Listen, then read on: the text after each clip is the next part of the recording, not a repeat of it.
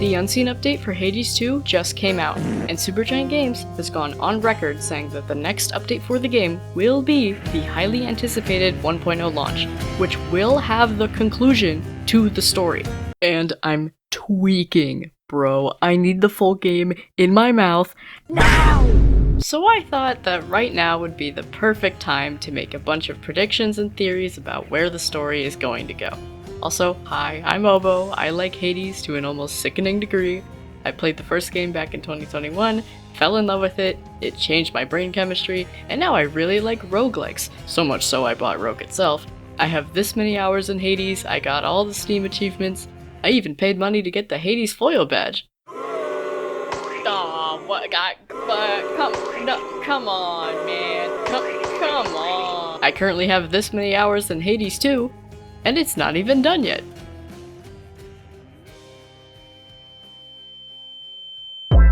Before we start, you should know that this video will contain heavy spoilers for Hades 2 Early Access. If you're one of those people who are waiting until the official version 1.0 launch of the game before you play it, then I do not recommend watching this video. And when it does come out, I don't necessarily recommend watching this video until you've at least rolled the credits, because I assume what I will cover in this video contains somewhat endgame stuff, and I wouldn't want that to be spoiled for you. So for those viewers who don't want to know anything about the game before 1.0 at all, you may click off now, and I hope to see you later. And for those who have played the game in early access, prepare to find out if you're as insane about this game as I am. And also, leave a comment with your own predictions, please. Please.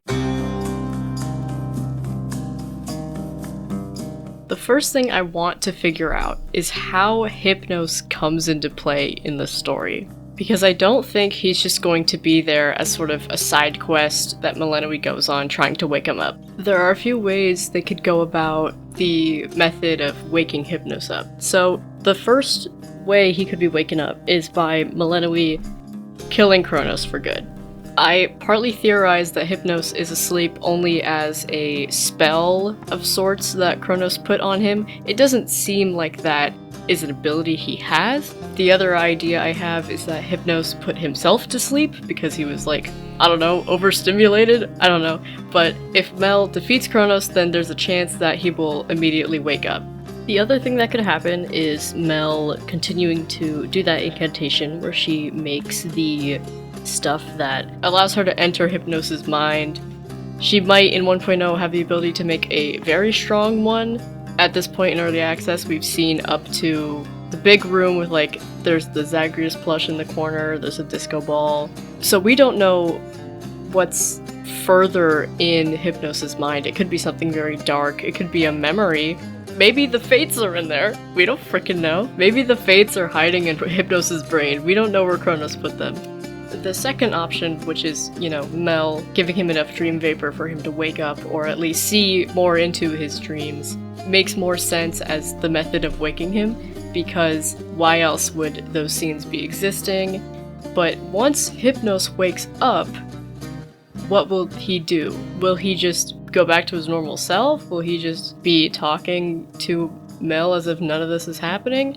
Or will he be so angry about his family being in danger because he's not there with everyone else? He's not there with Thanatos, his dearly beloved brother, that he's actively thinking about while dreaming. Will he get so upset about that will he want to put Kronos to sleep to help Mel free everyone from whatever shackles they might be in and get them to the crossroads where it's safe? I like that idea, personally. If Hypnos puts everyone to sleep in a last-ditch effort to make the goings-on for Mel much easier. Like, maybe after the incantation, which would, in theory, defeat Kronos for good, after that point, and then decide to help Mel rescue everyone. Maybe he calls up Charon, and he's like, hey, can you get all of these people to the crossroads in the meantime while we rebuild the underworld? Is that how it's gonna work out?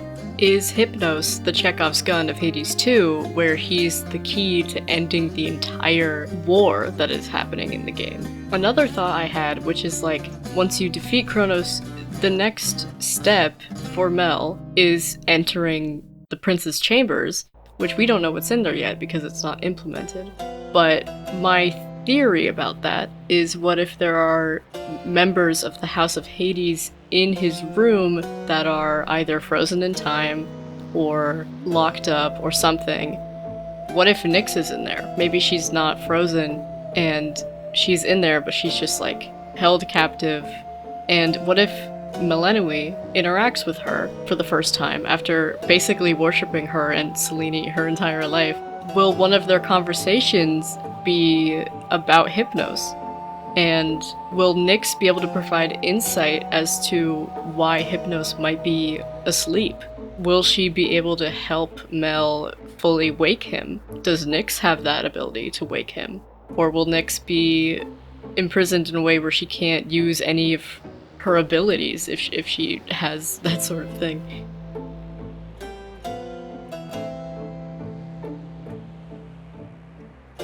Okay, let's talk about the Fates, because we have nothing about what's going on with them, except for the few times Moros has talked about them. What's really intriguing to me is the Fated List prophecy that says, Melanui help us, and the task is to locate the Fates. So it is implied that Melanui will meet the Fates at some point. When she meets them, what will they discuss? They are under Kronos' control, seemingly. Will Mel only be able to interact with them after Kronos is defeated for good? Does Moros help Melanui access them at some point? The one theory I do have about the Fates is what they look like. So in the defeat and victory screens, when it says time cannot be stopped, the frame on that screen it's 3 people who we've never seen before in game, and there are 3 Fates. So I'm assuming that that is perhaps what they're going to look like in game. That's a theory entirely. Like, I can't be sure of that, but that's what I think they'll look like.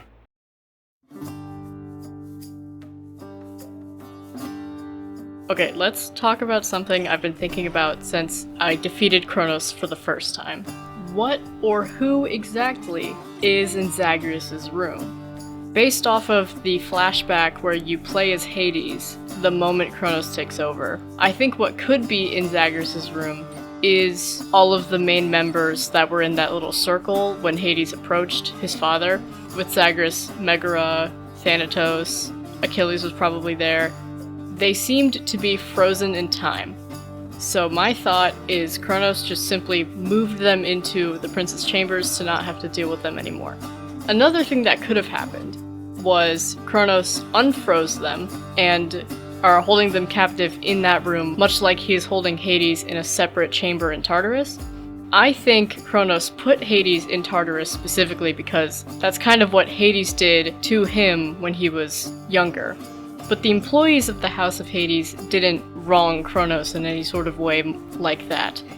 So them being scattered around Tartarus is a possibility, but I don't think it's going to be what actually happens. I like the idea of Mel entering Zagreus' room and interacting with the people that could potentially be in there. And speaking of, it's been established that when you defeat Kronos, the forces attacking Olympus and other parts of the underworld and overworld sort of back off a little bit until Kronos comes back. So does that mean if he does have a sort of control over the House of Hades members that are imprisoned, does that subside a little bit? So if we assume that Kronos put some of the members of the house in time jail in the prince's chambers, then every single time Melanui defeats Kronos a night, then the time jail would disappear a little bit, or fully, maybe, which would mean that when she goes inside the prince's chambers, she would probably be able to speak with whoever is in there, if there is someone in there.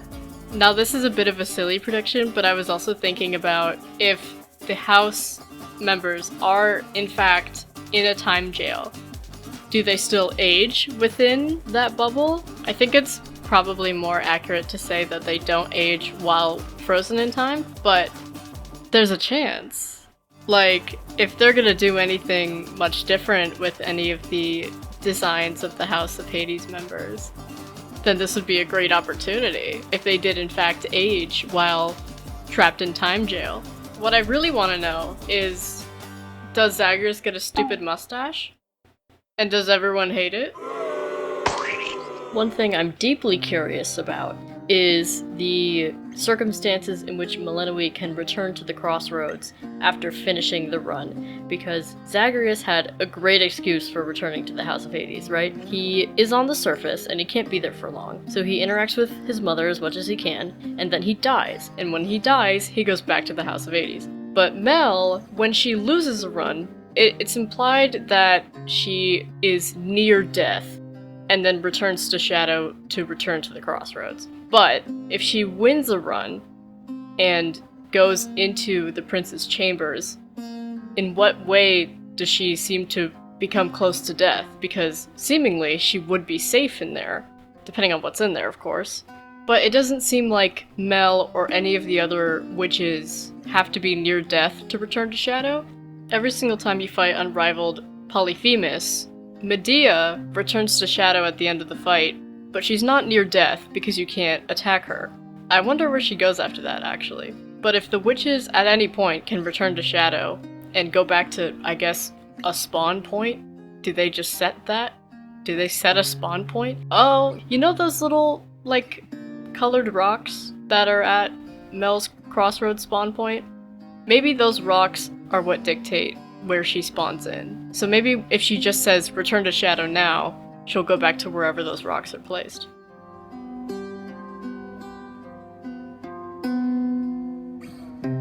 Okay, I've talked about Kronos too much. Let's talk about the surface route. When you defeat Typhon, the next course of action is to enter Zeus's palace. What are we supposed to expect in there? Is Zeus himself going to be in that palace? Is he going to give you a pat on the back like, good job, take some entropy and get out of here? Are you going to be able to interact with your Olympian family? Or will it act more like Hades 1, where you meet Persephone for a short time before your birthright takes you back home? Because what we do know about Mel's ability to travel to the surface is that it's not a permanent effect. She's not allowed to fully remove her birthright, but the spell that she did cast on herself did allow her to extend the period of time that which she can breathe the surface air. So what could happen when she enters Zeus's palace is say, "You're welcome," and then immediately dies. I can't fathom much else that could possibly happen in there. I think Greg is just gonna have to surprise me with this one, because I truly have no possible idea of what else could happen. Here's something that's been gnawing at me since the first Hades 2 trailer came out at the Game Awards. Do you remember that one still with Hades at the end where he's saying something to the effect of, "He is time itself and you cannot stop him"? That still, he's like chained up and he's shirtless. That still has stuck with me since I watched the trailer for the first time. But it's not in the game yet. So either they created it just for the trailer, which, I mean, they got me, or it's going to be in the game at some point, and they just haven't put it in yet. But I thought of a way to incorporate it. Animated cutscene. Hear me out, okay? I have an idea. So Mel, after finally magicking away Kronos through that incantation, she takes one last run into the underworld via Charon, maybe? And Kronos feels his incoming doom, so he locks up Hades in a different, more uncomfortable chamber where he's chained up, arms up, shirtless, just to make him more uncomfortable. And then there, we'll see that still from the trailer, and then Mel will find him and will unchain him. And then maybe for the love of God, they just silently hug, because I need Hades to feel emotions. And then maybe there's more to the animatic, but like, I just really like that still in the trailer, and I think this is probably the only way we'd be able to see it in-game in the form that it takes in that trailer.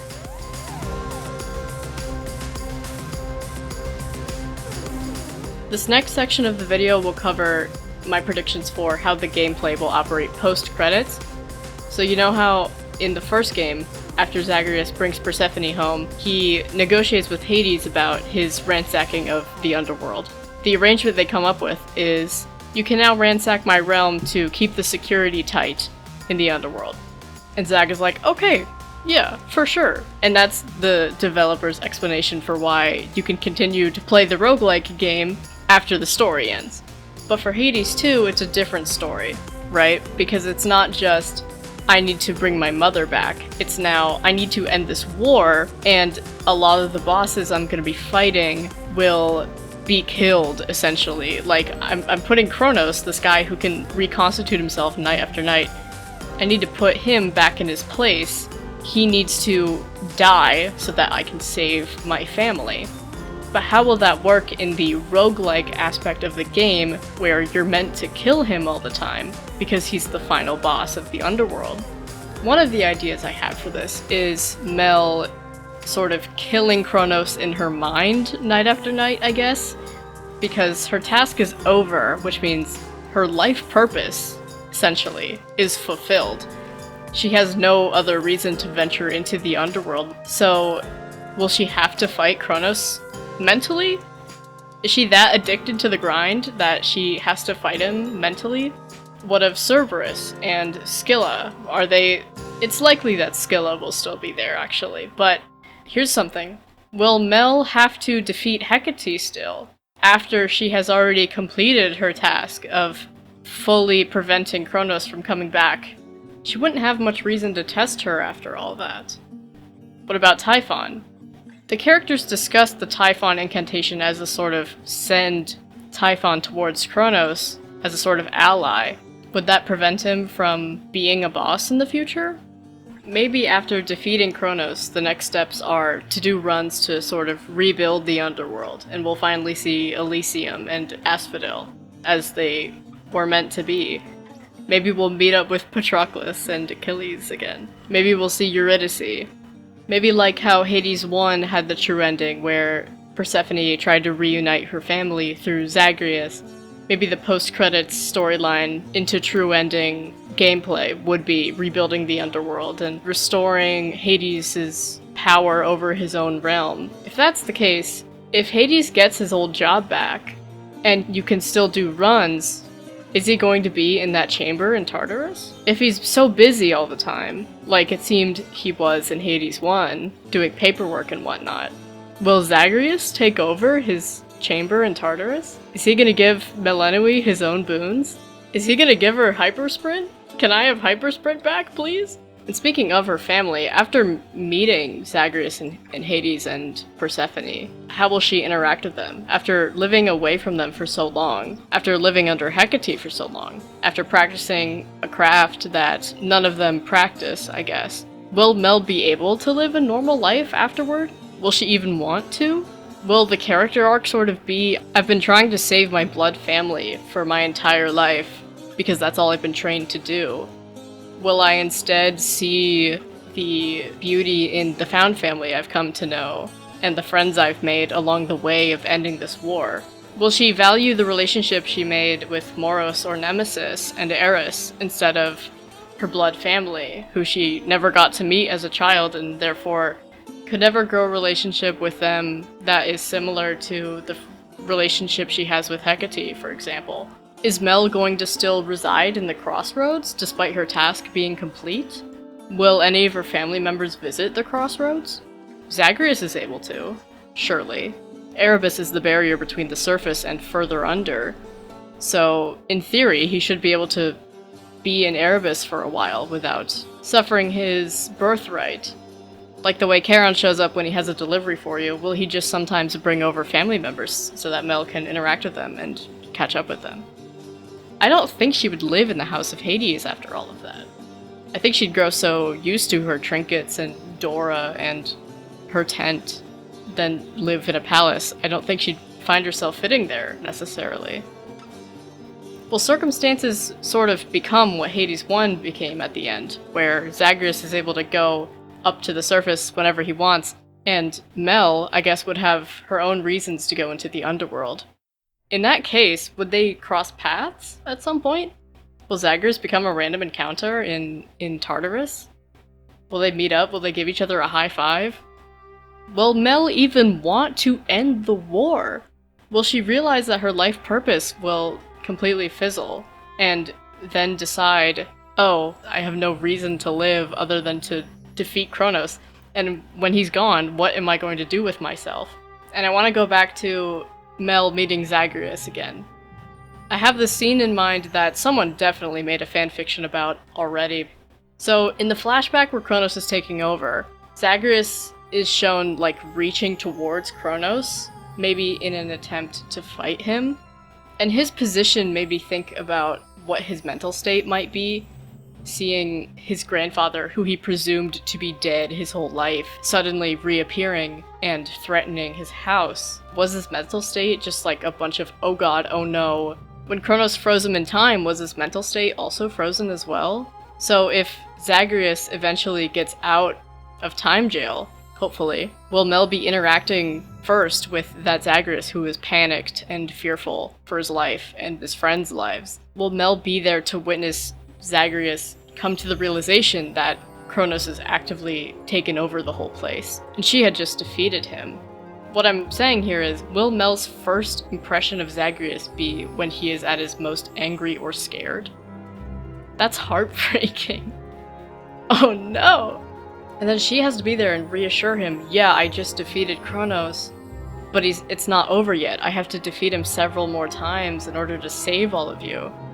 And this is, again, me assuming that the post-win scenario is going to be the house members out of time jail and able to interact with MillenniWe, assuming that they're in the prince's chambers, just being held hostage.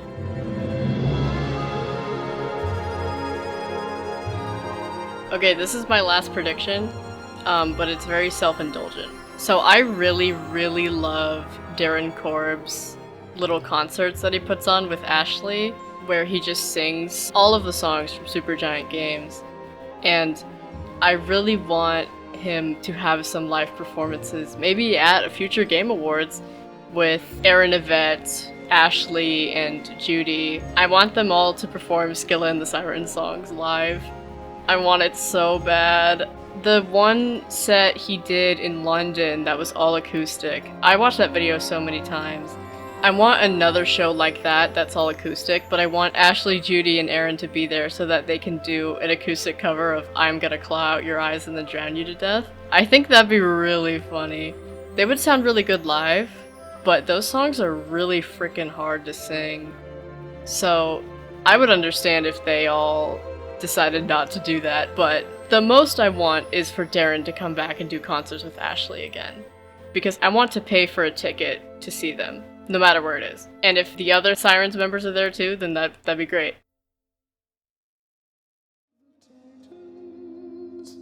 So anyway, that's the end of my video. I'm really sorry that the entire thing is just kind of rambly, but I tried to edit it in a way that was easy to understand. Greg Kasavin, if you're watching this, I'm really sorry if I made a mockery of your narrative, and I can't wait to see what you do next with Hades 2 and future games in the Supergiant Games library of games that will ever expand, so help me God. And yeah, thank you for writing this game. I love it. And thanks to everyone else for listening, and hopefully you found this video entertaining, because otherwise it's just me talking to myself for 25 to 30 minutes. Hope you liked the video. Remember to leave comments. I want comments. Please, please, please give me comments to read. I want to read your predictions. Please and thank you. Like the video. Thank you, goodbye.